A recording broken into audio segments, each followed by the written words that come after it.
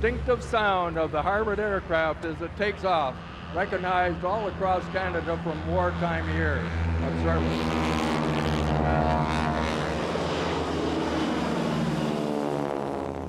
The Harvard, of course, like your T-6, has a gross weight of about 5,600 pounds. It's not a light aircraft.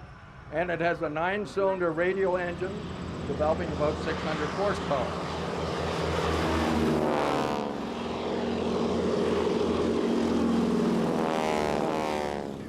Well, ladies and gentlemen, off to the right, all formed up, being led by Norm Beckham from the Canadian Harvard Association. He put this together, worked out the formations and the commands, and I want you to appreciate that this is the airplane that trained most of the Allied pilots during World War II, the massed flyby of the Harvard's SNJs and AT-6s.